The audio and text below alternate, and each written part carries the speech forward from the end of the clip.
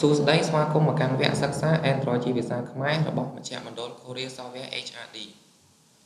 សម្រាប់មាតិកាថ្ងៃនេះយើងមាន3ចំណុចដែលចំណុចទី1និងទី2យើងបានបកស្រាយរួចមកហើយនៅវីដេអូមុនសម្រាប់វីដេអូថ្ងៃនេះគឺយើងនឹងនិយាយអំពី App Resource នៅក្នុង Android ដែលនៅក្នុងនោះគឺមាន3ចំណុចតូចៗដែលនិយាយអំពី Providing Resource, Accessing Resource និង String Resource មុនដំបូងយើងត្រូវដឹងថាតើអ្វីទៅជា Resource នៅក្នុង Androidក្នុង application មួយគឺត្រូវបានបង្កើតឡើងដោយកូដនិង resource តើ resource មានអ្វីខ្លះ resource វាអាចជា file ដែលមានដូចជា bitmap រូបភាព user interface ឬ GUI string និង animation ចលនាផ្សេងទាំងអស់នេះសម្រាប់បន្ថែមទៅក្នុង application របស់យើងឲ្យមានភាពទាក់ទាញនិងស្រស់ស្អាត Providing resource មានន័យថាការបែងចែកនៅ resource ទៅតាមប្រភេទ device configuration ផ្សេងគ្នាដើម្បីផ្ដល់នៅ alternative resource មួយចឹងអ្វីទៅជា device configuration អ្វីទៅជា alternative resource យើងនឹងហៅថាសប្តាហ៍ថ្ងៃនេះឧបករណ៍ដែលប្រើប្រាស់ Android មានច្រើនខ្ញុំលើកឧទាហរណ៍ smartphone ដែលប្រើប្រាស់នៅប្រព័ន្ធប្រតិបត្តិការ Android សប្តាហ៍ថ្ងៃនេះ smartphone មានច្រើន model ដូច្នេះ model នីមួយៗមានទំហំ screen មិនដូចគ្នាទេ smartphone ខ្លះមានទំហំ screen ធំហើយខ្លះទៀតមានទំហំ screen តូចដូច្នេះហើយទើបយើងត្រូវផ្ដល់នៅ alternative resource ដើម្បីធ្វើឲ្យ resource ឬមួយក៏ layout របស់យើង support ទៅនឹងទំហំ screen ដែលមានទំហំខុសគ្នាទាំងអស់នោះហើយ device configuration គឺជាតួនាទីរបស់ Android OS ដែលនឹងត្រូវរើសថាតើ resource មួយណាដើម្បី support ទៅនឹងទំហំ screen មួយណា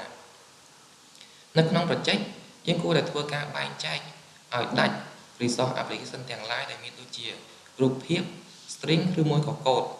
យើងត្រូវតែបែងចែកឲ្យដាច់ចេញពីគ្នាដើម្បីផ្ដល់នូវភាពងាយស្រួលក្នុងការគ្រប់គ្រងនិងកែប្រែ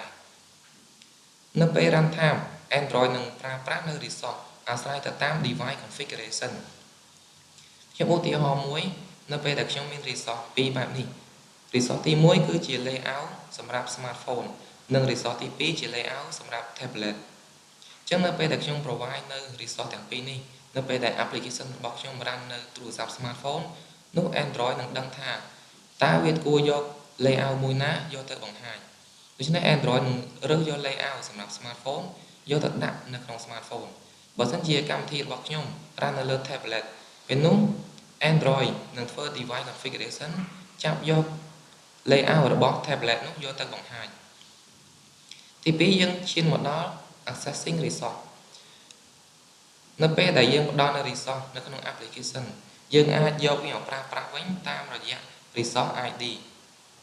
resource ID ទាំងអស់គឺត្រូវបានបង្កើតឡើងនៅក្នុង project R ខ្លះមានន័យថា class R1 ដែលត្រូវបានបង្កើតឡើងដោយ automatic ដោយ Android Asset Packaging Tool class R ទាំងអស់នេះគឺវាស្ថិតនៅក្នុង project នីមួយៗដោយសារតែ resource យើងមានច្រើនប្រភេទហេតុដូចនេះហើយបានជា Android កំណត់ថា resource ទាំងអស់គឺស្ថិតក្រោមការគ្រប់គ្រងរបស់ class R resource ដែលមានជាប្រភេទ drawable គឺស្ថិតនៅ R.drawable និង resource ប្រភេទ string ស្ថិតនៅក្នុង R.string យើងចូលមើលឧទាហរណ៍មួយអំពី accessing resource ខ្ញុំមាន file XML មួយនៅពេលដែលខ្ញុំបង្កើតប៊ូតុងមួយហើយខ្ញុំកំណត់ ID វាឈ្មោះថា btn submit ពេលនោះ R ខ្លះនឹងចាប់យក reference នៃប៊ូតុងនេះនឹងចាប់យក ID នេះហើយនឹងបង្កើត field មួយដែលមានឈ្មោះថា btn submit ហើយវានឹងបង្កើតនៅទីតាំង memory មួយសម្រាប់ store នៅប៊ូតុងមួយនេះបើសិនជាខ្ញុំបង្កើតនៅ resource មួយទៀតជាប្រភេទ text view នៅក្នុង XML ពេលនោះ R ខ្លះវានឹងចាប់យក resource មួយនេះហើយនឹងបង្កើត field មួយសម្រាប់ store នៅ resource មួយនេះនេះគឺជារបៀបគ្រប់គ្រងរបស់ R ខ្លះទៅលើ resource ក្នុង XML នៅពេលដែលខ្ញុំចង់ access នៅ resource ទាំងនោះខ្ញុំប្រើ file Java មួយហើយខ្ញុំទៅទាញយក resource នៅក្នុង R ខ្លះពេលនោះខ្ញុំត្រូវបង្កើតប៊ូតុងមួយដើម្បីទាញយកប៊ូតុងវា XML មកហើយខ្ញុំប្រើ method ឈ្មោះថា find view by ID ពេលនោះ method នោះនឹងទៅប្រាប់នៅ class R ថាខ្ញុំចង់បាន resource មួយដែលមាន ID ឈ្មោះថា btn_submit ពេលនោះវានឹងអាចទាញយកនៅ resource និងទីតាំងរបស់ប៊ូតុងមួយនោះយកមកក្នុង file Java បាន ហើយសម្រាប់ text view ក៏ដូចគ្នាដែរខ្ញុំបង្កើត text view មួយដែលប្រើប្រាស់ find view by id ដូចគ្នាគឺទៅប្រាប់ class O ថាខ្ញុំចង់ទាញយក resource ដែលមាន id ឈ្មោះថា tv_fname នេះគឺជារបៀបគ្រប់គ្រង resource របស់ class O និងការ accessing resource ចំពោះ string resource វិញគឺសម្រាប់ផ្ដល់នៅ text string អក្សរសម្រាប់ផ្ដល់នៅព័ត៌មានផ្សេងៗទៅកាន់ user នៅក្នុង string resource យើងបែងចែកជាពីរជា string និង string array string យើងអាចយកវាទៅប្រើប្រាស់ក្នុង resource នៅក្នុង XML layout ក៏បាននៅក្នុង Java file ក៏បានហើយជាទូទៅគឺវាមានទីតាំងនៅក្នុង folder មួយឈ្មោះថា oes/value/string.xml ហើយយើងអាច access វាតាមពីររបៀបទី1គឺតាមកូដ Java យើងអាចប្រើ or.string.stringname ឈ្មោះរបស់ string មួយនោះបើសិនជានៅក្នុង XML វិញយើងប្រើសញ្ញា add string ហើយ /stringname នេះគឺជាកូដដែលក្នុងនោះយើងអាចដាក់ string name ស្មើនឹងឈ្មោះនៃ string របស់យើងហើយយើង store text ទាំងអស់នោះនៅក្នុងចន្លោះ string មួយនោះនៅពេលដែលយើងហៅឈ្មោះ string name ទៅប្រើ text ដែលនៅក្នុងចន្លោះនេះវានឹង display នៅលើអេក្រង់របស់យើងទី2 string array ក៏ដូចមានលក្ខណៈស្រដៀងទៅនឹង string ដែរប៉ុន្តែ string array គឺវាអាច store បានច្រើនទៀតប្រៀបដូចជា array នៅក្នុង Java ដូចនេះដែរដូច្នេះខ្ញុំនឹងទៅ demo code ផ្ទាល់អំពី accessing resource មួយនេះខ្ញុំចូលទៅកាន់ Eclipse ខ្ញុំបានបង្កើតនៅ project មួយរួចហើយដើម្បីកុំឲ្យខាតពេកអញ្ចឹង project នេះឈ្មោះថា resource tag នេះគឺជា folder resource ដែលនៅក្នុងនោះមាន folder ជាច្រើនទៀត folder ទី1គឺ src ដែល folder មួយនេះគឺតួនាទីផ្ទុកនៅកូដ Java ទាំងអស់រាល់កូដ Java ទាំងអស់គឺយើងត្រូវតែផ្ទុកវានៅក្នុង folder src មួយនេះសម្រាប់ gen គឺជា folder generate ដោយ Java ផ្ទាល់ដោយ Android ហើយក្នុងនោះ class O វាស្ថិតនៅក្នុង file gen នេះយើងដឹងហើយថា class O គឺតួនាទីសម្រាប់គ្រប់គ្រងទៅនឹង resource ទាំងអស់ហើយនៅក្នុង OES គឺជា folder សម្រាប់ផ្ទុកនៅ resource ក្នុងយើងឃើញមាន drawable ដែលមានខាងក្រោយនេះមាន HDPI LDPI នេះតំណាងឲ្យ high definition pixel និង medium extra high extra high នេះគឺជាតាក់ទងទៅនឹង device configuration នៅពេលដែល application run នៅលើទូរស័ព្ទដែលមានប្រភេទ HDPI ពេលនោះ Android នឹងចាប់យក resource នៅក្នុង folder នេះយកទៅប្រើនៅពេលដែល application របស់យើង run នៅលើទូរស័ព្ទលក្ខណៈ medium ពេលនោះ Android នឹងចាប់យក medium HDPI នេះយកទៅប្រើតមកទៀតគឺ layout របស់យើងគឺស្ថិតត្រូវ store នៅក្នុង folder ឈ្មោះ layout មួយនេះហើយ text string ទាំងអស់គឺវាស្ថិតនៅក្នុង value ហើយឈ្មោះ file គឺ string យើងអាចបើកមើល file នេះបាននៅក្នុង string នេះគឺជា string មួយដែលមានឈ្មោះថា app name គឺជា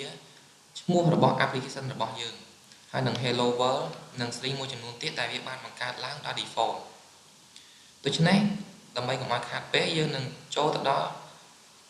បង្ហាញអំពីរបៀប accessing resource អញ្ចឹងខ្ញុំចូលទៅក្នុង layout ខ្ញុំមាន activity main មួយនៅក្នុងនេះខ្ញុំអាចចូលទៅ XML ខ្ញុំអាចដឹងថាវាជាប្រភេទ linear layout ខ្ញុំនឹងបង្កើតនៅ edit text មួយខ្ញុំទាញ plain text តមកខ្ញុំត្រូវការប៊ូតុងមួយប៊ូតុងនេះយើងអាចកំណត់ទីតាំងយើងអាចកំណត់វានៅចំកណ្ដាលដែលយើងប្រើ gravity មួយនេះយើងអាច set វា center អញ្ចឹងបើសិនជាខ្ញុំចង់ឲ្យប៊ូតុងនេះពេញ screen អញ្ចឹងអាច select ទៅលើវាហើយខ្ញុំរើសពាក្យថា fill white ពេលនោះអេក្រង់ប៊ូតុងមួយនោះវានឹងពេញទំហំ screen អញ្ចឹងខ្ញុំចង់កែវាពេលតែកែកន្លែង text នេះយើងអាចដាក់បានកែកន្លែង text ខ្ញុំដាក់ថា submit នេះគឺជា ID របស់វា btn1 ខ្ញុំចូលមកវិញហើយខ្ញុំត្រូវការ text view មួយ text view នេះខ្ញុំនឹង set វានៅចំកណ្ដាលអញ្ចឹងខ្ញុំបង្ហាញអំពីរបៀប accessing resource នៅពេលដែល user គាត់បញ្ចូលព័ត៌មាននៅកន្លែងនេះហើយគាត់ចុច submit នោះខ្ញុំនឹងឲ្យវាបង្ហាញថៃទាំងអស់នេះមកបង្ហាញនៅលើអេក្រង់មួយនេះអញ្ចឹងដើម្បី accessing resource បានយើងត្រូវចូលទៅកាន់ Java file មួយដែលជា main activity គឺជា file Java ដំបូងខ្ញុំត្រូវបង្កើតនៅ edit text មួយយើងអាចវាយវាថា edit text ចុច control space រួចរកយក edit text ខ្ញុំតាមថា et_input តមកខ្ញុំមានប៊ូតុងមួយខ្ញុំប្រើពាក្យប៊ូតុងហើយខ្ញុំដាក់ថា bt_submit តមកទៀតខ្ញុំត្រូវបង្កើតនៅ text view មួយទៀតគឺ text view ដាក់ថា tv_display ដូច្នេះខ្ញុំបានបង្កើតនៅ reference object ដើម្បីទទួលនៅ resource ដែលបានពី XML ពេលនេះជាដំបូងខ្ញុំត្រូវបង្កើតនៅ resource មួយសម្រាប់ទទួលវា XML អញ្ចឹងខ្ញុំត្រូវយក edit text មួយនេះ import ឲ្យខ្ញុំស្មើដោយសារវាជាប្រភេទ edit text អញ្ចឹងយើងត្រូវដាក់ថាយវាជាប្រភេទ edit text ហើយខ្ញុំប្រើ method មួយថា find view by id យើងវាយ find ចុច control space ពេលនោះវានឹងប្រាប់ទៅខ្លះអស់ថា or.id ខ្ញុំចង់បាន id ដែលមានឈ្មោះថាយើងអត់ទាន់ឃើញ id ដែលនៅក្នុងនេះដោយសារតែយើងអត់ទាន់បាន save នៅ file XML មួយនេះនៅពេលដែលយើងមិនទាន់បាន save ខ្លះ or គឺអត់បានទាញយកនៅ reference របស់ resource ទាំងអស់នេះចូលទៅក្នុង class របស់ខ្លួនទេអញ្ចឹងយើងមើលកន្លែង id នេះគឺអត់មានទាន់មាន field ប៊ូតុងចូលមកក្នុងនេះទេអញ្ចឹងខ្ញុំចុចយកប៊ូតុង save all ពេលនោះនៅក្នុង ID យើងឃើញថាមាន edit text មាន text view មានប៊ូតុងចូលក្នុងនេះនេះគឺជារបៀប store ដែលប៊ូតុងនេះគឺជា ID របស់ប៊ូតុងហើយនេះគឺជាទីតាំងរបស់ memory ដូច្នេះយើងបាន save វាចូលទៅក្នុង class all រួចហើយ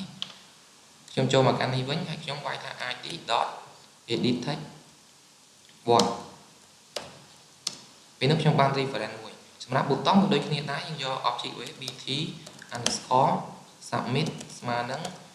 ដោយសារវាជាប្រភេទប៊ូតុងយើងត្រូវប្រើថាយវាជាប៊ូតុង control space find view by id ខ្ញុំដាក់ថា or.id. ប៊ូតុង 1មួយទៀតគឺ text view ចុងក្រោយខ្ញុំអាចយក object វា tv_text display ស្មើនឹង text view find view by id or.id. text view 1អញ្ចឹងខ្ញុំបាន reference និងខ្ញុំបាន access នៅ resource ទាំងអស់នេះចូលមកក្នុង code Java រួចជាស្រេចពេលនោះ code បន្តទៀតគឺខ្ញុំចង់ឲ្យនៅពេលដែល user click នៅប៊ូតុងខ្ញុំនឹង display text ទាំងអស់នោះចូលទៅក្នុង text view ដែលមាននេះ live text នេះគឺសម្រាប់ display នៅអ្វីដែល user បានបញ្ចូល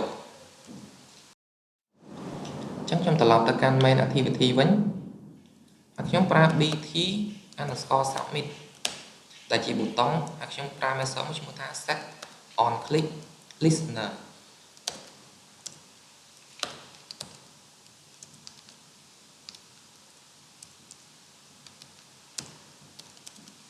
set on click listener តមកយើងត្រូវប្រើ method មួយទៀតឈ្មោះថា new on click listener យើងអាច import នៅ method នេះចូលមានថា method នេះនឹងរងចាំនៅពេលដែល user ធ្វើការ click ទៅលើប៊ូតុងនោះវានឹងហៅនៅ method មួយឈ្មោះថា on click ទៅដំណើរការអញ្ចឹងពេលដែលគេ click ប៊ូតុងខ្ញុំនឹងចាប់យក text ទាំងអស់ចេញពី edit text អញ្ចឹងខ្ញុំប្រកាស string មួយខ្ញុំដាក់ថា output ដែលស្មើនឹង ed_input.get text .toString អញ្ចឹងពេលដែលគេ click ខ្ញុំបាន text ទាំងអស់ចូលមកកាន់ output ហើយខ្ញុំចង់ display ទៅវិញគឺ text view tv_display .set text គឺខ្ញុំ set text ឲ្យវាចឹងយើងអាចដាក់ថាមកខ្ញុំចង់ឲ្យវាចេញថា welcome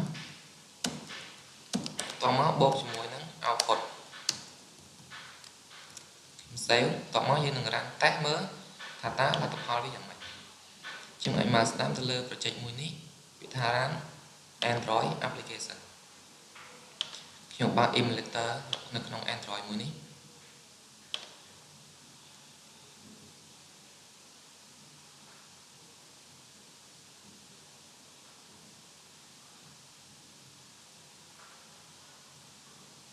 បាទពេលនេះ project យើងកើត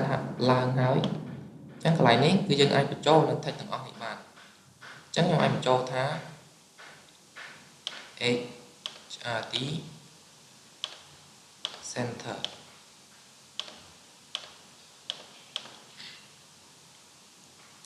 អូខេតោះមកនៅពេលដែលខ្ញុំចុចប៊ូតុង submit កន្លែង live text នេះវានឹងបដូរទៅ welcome HRD center នេះគឺជា set on click listener ដែលយើងបានប្រើប្រាស់បាញ់មិញនេះនៅពេលដែល click វានឹងចាប់យក text ទាំងអស់នេះ set ចូលទៅក្នុង text view មួយដែលយើងបានកំណត់ឈ្មោះទៅឲ្យវាសូមអរគុណនេះសូមអរគុណទៅដល់ក្រុមស្រាវជ្រាវទាំងអស់ដែលបានចូលរួមក្នុងកិច្ចការផលិតវីដេអូនេះវីដេអូបន្តទៀតយើងនិយាយអំពី user interface និង control ផ្សេងៗនៅក្នុង Android សូមអរគុណ